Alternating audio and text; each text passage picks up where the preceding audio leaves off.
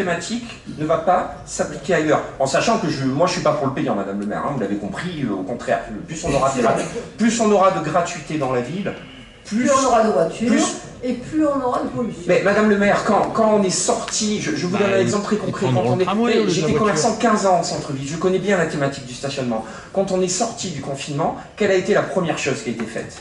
On a rendu le stationnement gratuit pour que les gens reviennent. Alors, monsieur Coutsef, je vais vous répondre sur la place Dupéré. La place Dupéré, ça fait des années qu'on nous demande de la végétaliser. En amont, on a fait un parking autour de 42 places. Sur la place Dupéré, il y avait 20 places.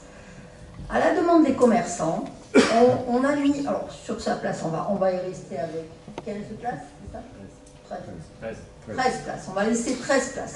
Donc 6 à la demande des commerçants en eurodateur pour faciliter justement la rotation et pour que les commerçants puissent recevoir des clients.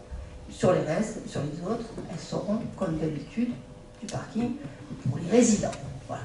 Alors on ne peut pas vouloir à un moment végétaliser, et c'est la différence avec la rue Castel, là c'est une place, sachant qu'on avait anticipé avant de leur redonner plus de place.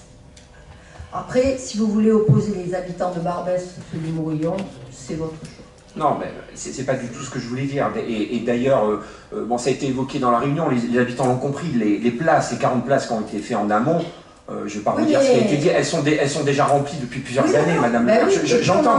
Est-ce qu'on veut une place avec un parking? Oui, mais non, ce qu'on veut, en fait, à Toulon, le problème c'est qu'à Toulon, vous êtes obligé d'avoir une voiture. C'est ça, proposez-nous une solution de transport en commun. Si je veux dire...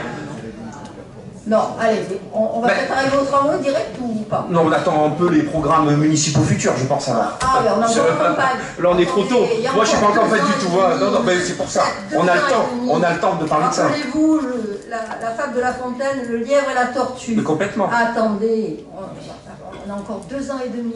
Mais c'est ce que je vous dis. C'est ce que je vous dis, Madame le maire. C'est pas tout voiture non plus. Voilà. Non, c'est pas tout voiture. Quand on a une place... Les gens de Barbès, s'ils demandaient des places de voiture, c'est parce qu'ils ont, en l'occurrence, ils ont des voitures à stationner. C'est ça, Madame le maire. Et je voudrais ça. Et la question, c'est pourquoi certains... On leur a donné autant de places qu'ils avaient avant. Même plus.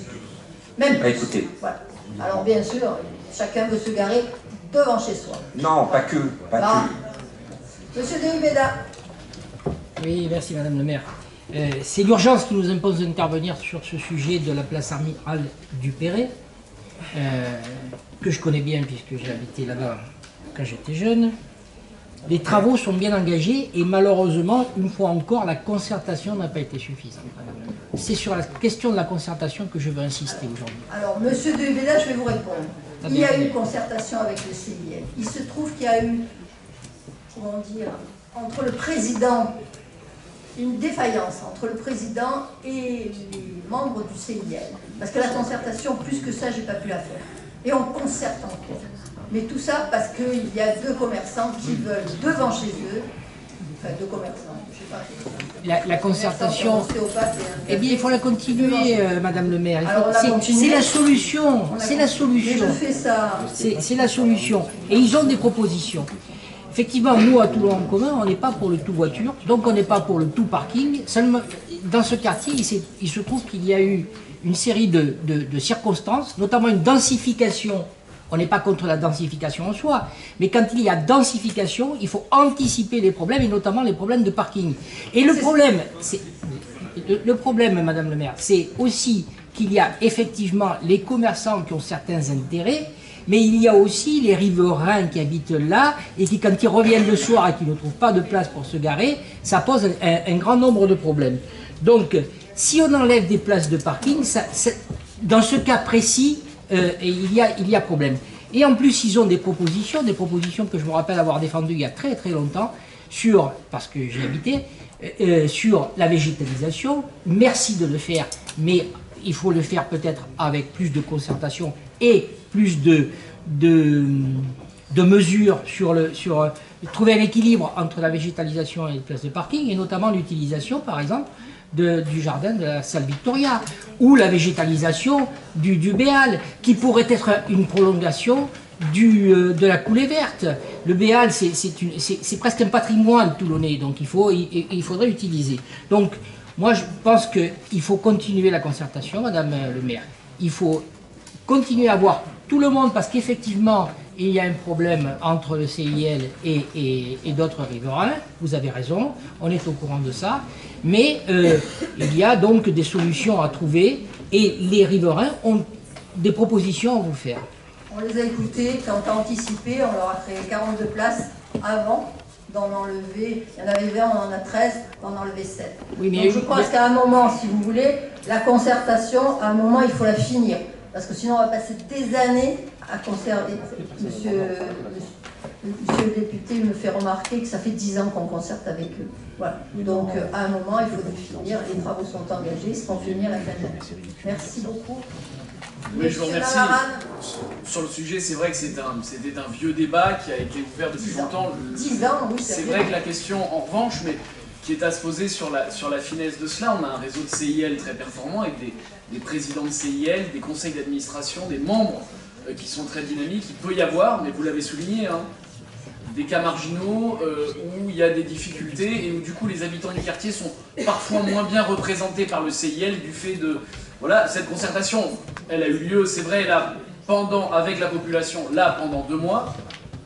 Et on remercie d'ailleurs la presse quotidienne régionale, écrite, télé ou radio, qui a permis aussi de faire jouer un peu de saine pression. Attention sur le nombre de places de parking en plus, les 40 places, c'est en 20 ans, avec une augmentation du nombre de logements dans le quartier exponentiel, ne prenant pas toujours en considération les places de stationnement parce qu'on est dans une zone qui ne permet pas toujours des constructions avec des places de stationnement. Et vous le savez aussi, même dans les constructions neuves, le standard moyen du nombre de voitures par logement a drôlement augmenté. Et donc cette saine pression qui avait été mise par les habitants, en tout cas tout du moins pour en emmener à une concertation, était positive. Mais n'oubliez pas, une proposition que jusqu'ici vous avez toujours refusée, qui sont les zones bleues, c'est-à-dire de la gratuité réduite dans le temps. Or parfois, notamment dans des quartiers très populaires, avec des difficultés, eh bien pour faire vivre les commerçants, la zone bleue peut être aussi une solution, empêcher les gens de rester stationner plus de 2 heures. Et enfin, s'il y a une alternative à la voiture à Toulon, osez maintenant faire un sondage. Qui ce matin n'a pas pris sa voiture pour venir au conseil municipal parmi les élus? Chiche de faire un sondage et vous verrez l'écrasante majorité de gens dans cet hémicycle-là, enfin dans cette salle, pardon, pas l'hémicycle, dans cette salle qui prennent leur voiture, y compris d'ailleurs à la métropole. J'ai interpellé le président de la métropole, qui par exemple ne vient pas de hier en TER, malgré qu'il nous ait vendu le bénéfice du cadencement tous les quarts d'heure d'un train. Donc, encore une fois, on peut donner des grandes leçons, mais soyons exemplaires. Qui ne prend pas sa voiture pour venir le vendredi matin au conseil municipal? Vous êtes venu à pied, monsieur Navarin? Exactement, en voiture, mais c'est bien ce que je vous dénonce. Merci beaucoup. Mais non, mais partons de ce principe-là. Et puis je vais vous dire une dernière chose, jusqu'ici je vous fais un aveu. Je venais à vélo, mais comme mes jambes ne sont plus celles de mes 20 ans, j'avais un vélo à assistance électrique qui a été découpé, enfin le cadenas a été découpé avenue de la République. Donc je vais vous dire aussi, si vous voulez qu'on fasse le développement du vélo, il faut parfois aussi sécuriser les abris à vélo, y compris ici d'ailleurs, en mairie de Toulon, où on pourrait, mais je sais que c'est un projet, garer le vélo autrement que dans la rue. Merci Madame le maire. Deux petites choses peut-être, et de manière très brève, mais pour remettre un peu l'église au cœur du village. Le sondage, il a été fait, et il a été fait grandeur nature. C'est l'évaluation à mi-parcours du plan des déplacements urbains. Qu'est-ce qu'il a fait ressortir? Et ça, c'est pour répondre à M. Koutsef, qui dit le tout de voiture, etc. En 1998, 65% des déplacements se faisaient en voiture. En 2008, 58% des déplacements se faisaient en voiture. L'année dernière, 52% des déplacements se faisaient en voiture, ce qui veut dire qu'il y a 48% des déplacements in situ, chez nous, qui se font avec d'autres modes de déplacement. Vous me direz, on a encore des marges de progression. Oui, nous avons encore des marges de progression. C'est pour ça qu'il faut continuer de mobilité. Le deuxième élément, et j'en aurai terminé, vous parlez de la place Vallès, du parking Vallès, pardon. Il faut juste se rappeler l'histoire. à la place des 40 places, il y avait 2 immeubles. Donc on a acheté, désamianté, démoli, construit une première tranche de stationnement, et ensuite on a racheté cette petite bande qui faisait l'angle que vous devez connaître si vous étiez du quartier. On a racheté cette petite bande et on a fait la deuxième étape de parking. Pourquoi? Justement pour faire en sorte qu'il y ait enfin une véritable place pour la vie de ce quartier, parce que c'est la dernière place qui n'a pas fait l'objet d'un traitement particulier. Voilà ce que je dis. Merci. Laurent, vous voulez dire un mot ? Juste un lien sur la politique des orodateurs. Ce qu'il faut dire, c'est que les parcs orodateurs ont été créés dans les quartiers pour amener de l'oxygène au niveau du développement économique, puisque les quartiers sont saturés par les voitures. Donc ça a été fait en centre-ville, ça a été fait à Saint-Roch, qui a été un des premiers quartiers à la demande du quartier, puisque ça se faisait en concertation avec des orodateurs. Et ils ont développé le parc sur tout le quartier à leur demande, et ils en sont très contents. Saint-Jean-du-Var, ça a été pareil. Vous pourrez remarquer qu'à Saint-Jean-du-Var, ça a été fait, on n'a aucun problème avec Saint-Jean-du-Var. Et au contraire, au niveau des associations, souvent, ils en demandent. Donc c'est au Pont du Las, on l'a créé. Vous parlez du Mourillon, mais au Mourillon, il y a un parc qui a été créé au Rodateur, qui est à côté du marché. Donc à partir du moment où l'idée, c'est pas de tout mettre en Rodateur, à partir du moment où on a une coche Rodateur qui permet aux gens de venir dans le quartier, cela suffit. Voilà. Et pour les habitants, vu que les orodateurs empêchent les voitures ventouses, lorsque les habitants viennent le soir pour se garer, ils ont des places libres, ce qui n'était pas le cas avant. Voilà. La zone bleue, puisqu'on parle de la zone bleue, ça a été tenté à Barbès, je me rappelle au début du mandat, mais pour que la zone bleue fonctionne, il faut de la police municipale ou de la SVP sur place. Ça a été un échec, parce qu'il faut une surveillance qui est importante, c'est bien au Pradé, etc., quand il n'y a qu'une rue à surveiller, c'est possible. Toulon, si on faisait des zones bleues un peu partout, ça serait impossible et ça demanderait de gros moyens. Tandis qu'avec le parc orodateur, ça finance les ASVP qui sont là, qui sont présents, qui amènent de la clinique bleue sur le terrain et on a peu de retours négatifs à ce niveau-là. Merci beaucoup. Monsieur De Béda, Court, oui, je vous remercie. Et effectivement, sur les orodateurs, je sais que c'est complexe, mais il faut faire très attention parce que ça convient bien aux commerçants, mais ça ne convient pas du tout aux riverains, monsieur. Donc attention à ça. Et sur la question, je réponds à monsieur Chenevard, sur la question du transport en commun, de la relation entre le transport en commun et la voiture, pas la peine de faire un BHLS puisque tout va bien, monsieur Chenevard. Merci beaucoup. Merci beaucoup. Qui est contre? Qui s'abstient? La délibération est adoptée. Valérie, un peu des enfants. Merci Madame le maire. Il s'agirait de cette première délibération d'attribuer une subvention de fonctionnement à l'association UNICEF qui intervient donc pour nos jeunes dans le cadre du périscolaire et extrascolaire. Qui est contre? Qui s'abstient? Oui, la délibération est adoptée. Et on continue avec le Clos Olive. Oui, comme vous le savez, la structure, le Clos Olive, qui est un centre de loisirs, accueille également tout le long de l'année des établissements spécialisés, des assistantes maternelles. Et l'objet de cette délibération, c'est donc la signature de ces conventions annuelles. Qui est contre? Qui s'abstient? La délibération est adoptée. Merci Valérie. Laurent, on passe au sport. Merci Madame le maire. Cette délibération a pour objet l'attribution de plusieurs subventions pour 6 associations sportives, et ce pour un montant total de 31 800 €. Qui est contre? Qui s'abstient? La délibération est adoptée. Christophe, chez les commerçants. Oui, merci Madame le maire. On vous propose d'attribuer 2 subventions pour 2 associations des commerçants, à savoir celle du Mourillon, ainsi que les vitrines de Toulon, donc l'association des commerçants du centre-ville, pour un montant total de 35 000 €. Monsieur Koutsef. Madame le maire, sur cette délibération en soi, on voit que le lundi, le Virgin, c'est ça, ce gros bateau qui vient le lundi à Toulon. Oui, c'est le Virgin. C'est le Virgin, hein, c'est ça. Donc c'est très bien, ça permet...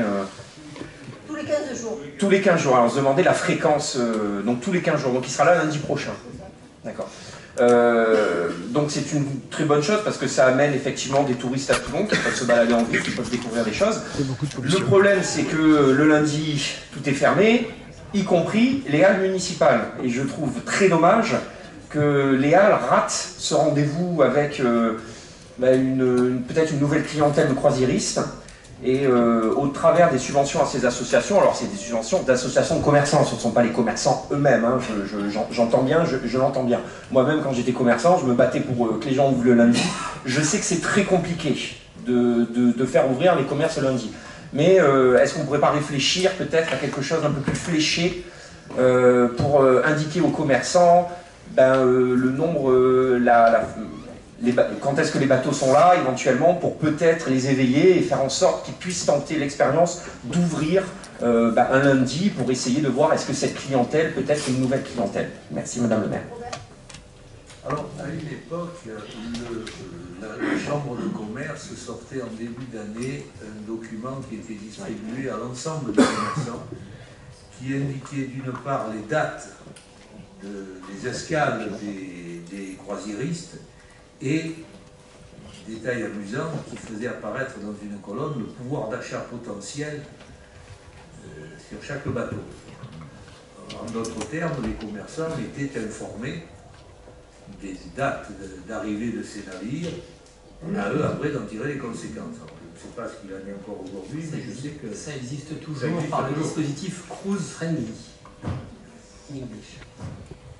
Et Monsieur Coutzet, vous avez vous-même répondu à votre propre question, à savoir que nous n'avons absolument aucun moyen coercitif de forcer des commerçants à ouvrir.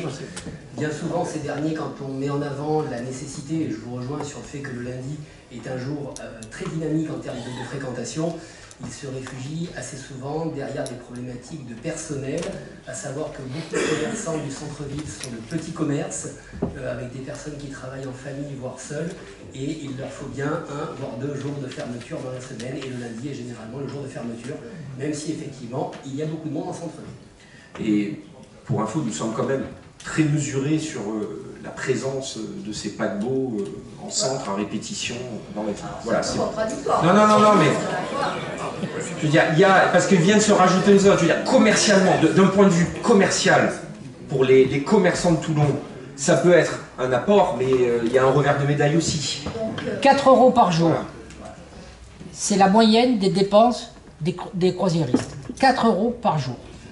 Quel apport! C'est vous qui l'avez fait. Merci beaucoup. C'est vous qui l'avez fait. Il faut fermer, il faut ouvrir. Monsieur Moreno, c'est vous qui l'avez fait. De choisir. Vous. Et je pense que pour ce qui est idéal aussi, il faut qu'ils aient un jour de repos aussi. Oui. Oui, mais c'était pour dire. Alors le lundi, souvent c'est le matin, lundi après-midi, la plupart des commerces sont ouverts, sauf les halles ou quand les gens veulent voir le marché. Après, l'apport économique de la croisière, M.